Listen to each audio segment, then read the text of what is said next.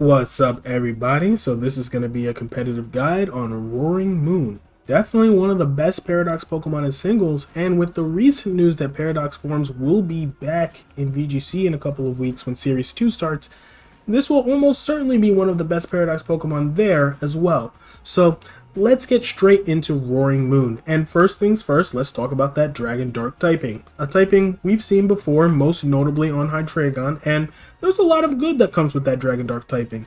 Not only do you get immunity to Psychic, but you get a lot of really good resists. But there are some common weaknesses, and of course the elephant in the room is not only do you have that 4x fairy weakness, but offensively this stab combination is also walled by fairies. Now, it's not the end of the world, because outside of the fairies stuff, you know, it's honestly a really good offensive type, and defensively it's solid as well.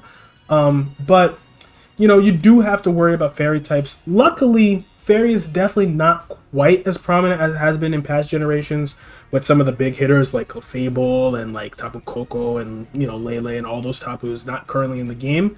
Like in the past couple gens, it was very rare that you would run into a team that did not have a fairy type on it.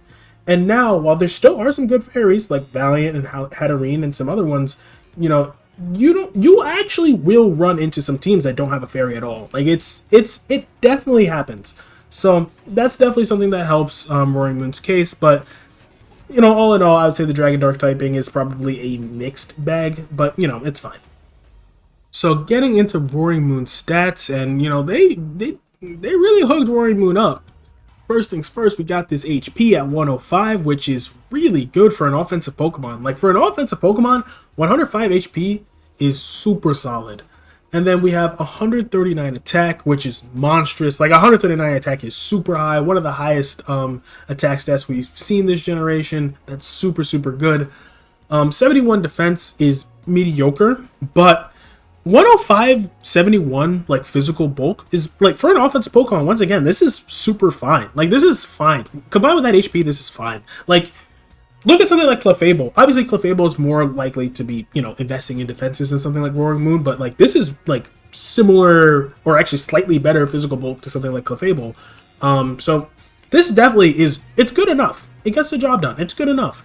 Now, 55 special attack, in a sense, kind of sucks because, like, obviously with, like, regular Salamence and, like, Mega Salamence and stuff, you know, you had the potential to go, like, mixed or even special, and you don't really have that. 55 is super trash.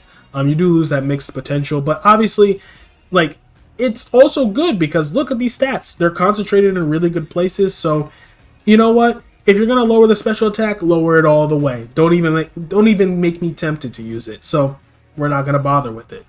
And then 101 Spadef is super nice when it's combined with that 105 HP. Like this thing could take some special hits. Like this thing could take some special hits. For an offensive Pokemon, like this is really nice bulk. And then 119 speed is also just really good.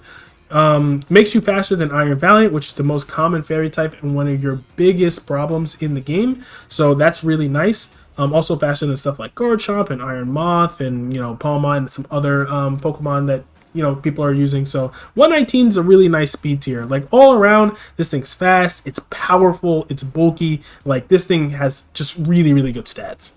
As for the ability, we have Photosynthesis, which is the same ability that all the ancient Paradox forms get. This ability will give you a 50% boost to your speed if that is your highest stat. If your highest stat is anything other than speed, you will get a 30% boost. That is in Sun. If you're outside of Sun, you can proc it one time with a consumable item booster energy. Of course, like I said, it is a one-time boost. So if you ever need to switch out or anything, you will lose the boost. But, you know, it's the same as all the other ancient Paradox guys. That's, you know, just Photosynthesis. That's how it works. So getting into the sets, first set here is a DD Acrobatics set with Booster Energy, and we just talked about Booster Energy.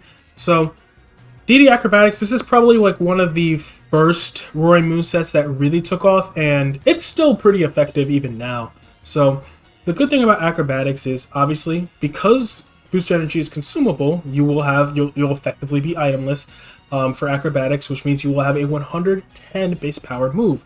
And with Flying Terrestrialization, you will get a 110 base power stab move, which is really good because one of the weaknesses of Roaring Moon is that its stabs aren't like the best. Crunch, obviously, Dark Stab is nice, but Crunch is pretty low base power, and then obviously Jaw Lock and Throat Chop are like the same base power. Dragon Claw similarly is low base power, and the high base power dragon option is Outrage, which, especially on a Dragon Dance set, definitely has a lot of downsides. So having that just strong, spammable 110 base power stab move is super nice for a Pokemon like Roaring Moon. In addition to acrobatics, you're still gonna run Crunch, even though I was just ragging on Crunch. You know, Crunch is still your Dark Stab. You're still gonna want Crunch. And then you could run Dragon Claw if you want your dual stab. I personally like to run Quake because it's just nice to hit stuff like Clodsire really hard, and Iron Treads, and Garganacl if they don't Tera. And most importantly, it's really nice to hit King Gambit because King Gambit does kind of wall all the other sets. And King Gambit, you know, it is a top 10 Pokemon in usage. It's a Pokemon that's important to be able to break through. But yeah, you have those as options. You can run Roost if you just want to have more longevity and just run, you know, DD with Roost, especially because, you know, you do have decent bulk. You definitely run that as well.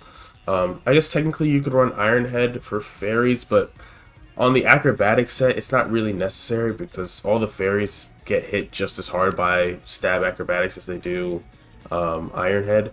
Because I guess the only relevant fairy that would be resisting acrobatics is Tinkaton. But if you were worried about hitting Tinkaton, you should just be running Quake, not Iron Head anyway. So, you know, I would say if you're going to run Iron Head, it's because you're running a Steel Terra Dragonette set. And that's the thing with the Dragonette set. Acrobatics is the most popular version of Dragonets, but you could definitely run Dragonets, you know, Dual Stab Quake, or run, you know, DD Roost Dual Stab, or DD Roost, you know, Quake Crunch. Like, you have options for Dragonets, but this is probably the Dragonets variation you'll see the most. And for EV spreads, this is important for booster energy sets and any, like, if you're using Roaring Moon and Sun, or you need to know like how you get the speed boost, how you get the attack boost on photosynthesis.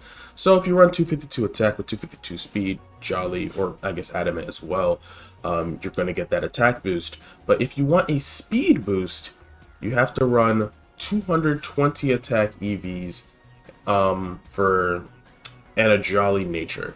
If you run a Jolly Nature and you know, sacrifice those 30 attack EVs, you'll actually be able to get a speed boost, which is really nice because, one, it's a 50% boost for speed instead of the only 30% boost you're getting for attack, and it is nice to just be able to like outpace stuff like Dragapult and Boost Your Energy Roaring Moon and Boost Your Energy Iron Treads and all these really fast Pokemon in the metagame.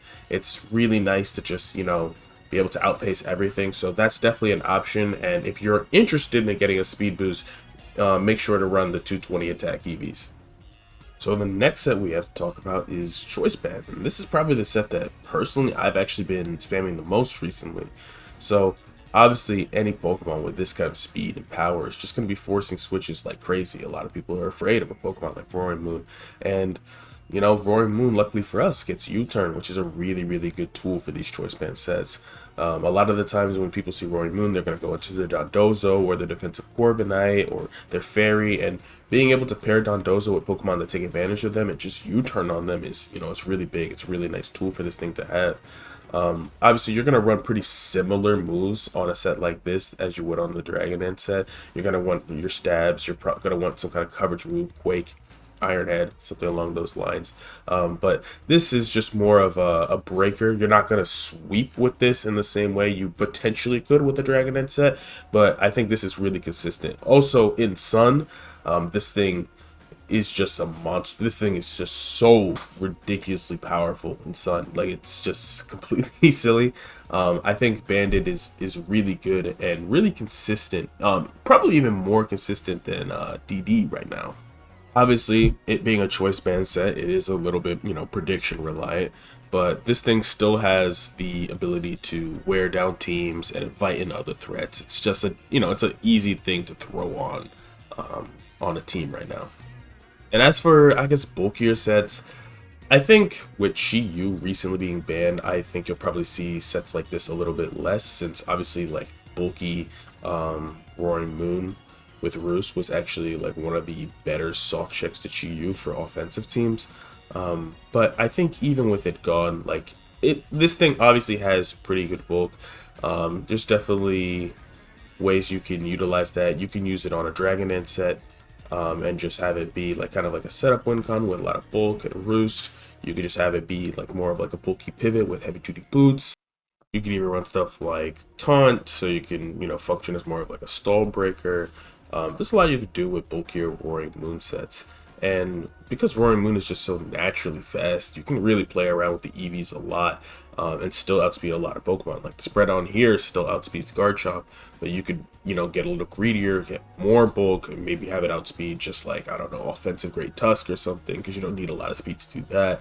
It's kind of up to you what you want to do, but full offensive sets are probably going to be a better utilization of Roaring Moon, especially since a lot of those sets can run Roost anyway. But I do want to shout this out because this is something you can do with Roaring Moon as well, and it's honestly pretty effective.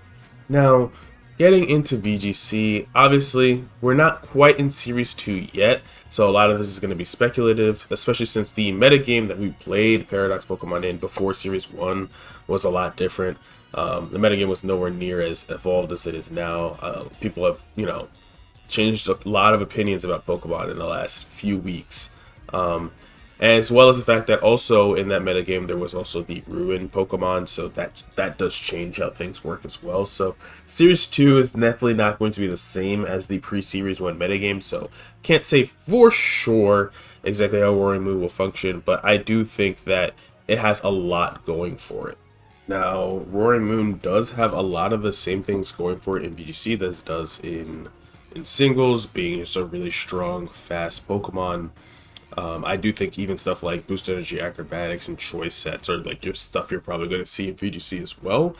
But one big thing about Roaring Moon in VGC is that it has access to Tailwind, and obviously Tailwind is a really important form of speed control.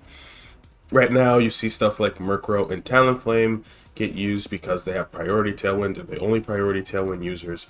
And, well, Murkrow and Talonflame are fine Pokemon, like, for sure, but they definitely do not compare to something like Roaring Moon, which definitely has a lot more presence outside of Tailwind. And with a Booster Energy, you're going to have the closest thing to Prio Tailwind that isn't Prio Tailwind. And I think that's definitely something that I expect some teams to utilize.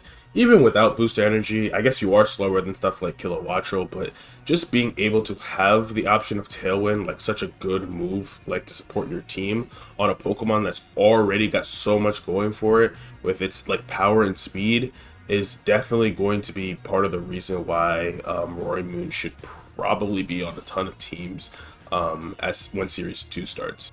Not only that, but naturally you'd expect Torkoal is like probably going to be one of the partners that people would like to use for this. It also gives, you know, teams multiple modes because it gives them that fast mode with the Tailwind, as well as that, you know, like slow Torkoal, like Trick Room mode. So I think you probably will see some Roaring Moon alongside Torkoal. You also, of course, don't need to use Booster Energy if you're running a Torkoal, so that's good as well. Like I said earlier, this thing has Taunt, this thing has like utility moves like Breaking Swipe, although obviously Breaking Swipe's a lot less powerful, so you might not actually want to run Breaking Swipe, but you do have that as well. This thing will probably be abusing Tera heavily in this format too. I can't imagine, like, Roaring Moon, I'm not sure, it probably won't be quite on the same level as something like Fluttermane, but I think this probably will be one of the 3 or so best Paradox forms when it's legal in Series 2. As for the Tera types, Steel is a really good one because you're going to be, it lets you bully a lot of the fairies that would naturally be like checks or counters to you, which is obviously really nice. So Steel is obviously just good. Flying, we obviously talked about a lot earlier because flying acrobatics is really nice. That's probably the only reason you'd go flying, but that is really strong. Dark is nice to just, alleviate the low base power of Crunch and be able to have a really, really strong stab to spam. You could also go stuff like Fairy or Water if you wanted to, because they're just good, like, neutral defensive typings. But I would say, like, Flying, Dark, Steel, definitely the ones you're usually going to use. As for other move options, you have stuff like Jaw Lock, which, in combination with U-Turn can be nice to give you switch initiative on the Pokemon that you trapped. You also have stuff like Scale Shot that we mentioned a little bit earlier. It is inconsistent. I don't love Scale Shot on a Pokemon like this that gets Dragon Dance anyway as a setup option, but like it I think on maybe like Banded, Scale Shot maybe has some merit. You have other coverage options like Zen Headbutt, which is really nice for the fighting types. Fire Fang, X Scissor, Rock Slide, Brick Break. Like, you have a lot of different coverage options. You have some special moves too, but like we said, the special attack's really bad. It's not really something that you're going to take advantage of. But yeah, I think Roaring Moon definitely has a lot it can do. It has a lot it can do. So Roaring Moon, all in all, I would say, is definitely one of the better Paradox forms. Probably in both formats. I think in VGC it'll be really good. I think its singles is already proven to be pretty good.